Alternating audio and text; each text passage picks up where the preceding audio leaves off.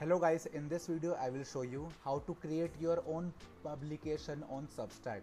So for that guys, first of all you will need to log into your account on substack.com and then get on the top right corner.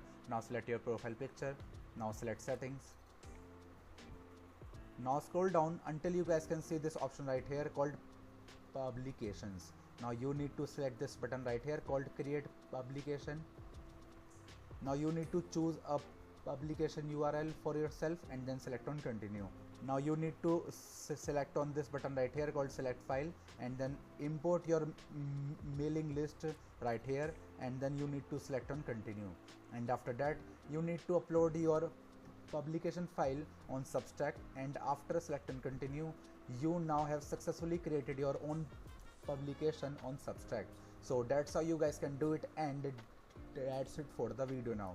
If you find this video helpful, then make sure to share this video with your family and friends, and also subscribe to our channel for more such content, and thanks for watching.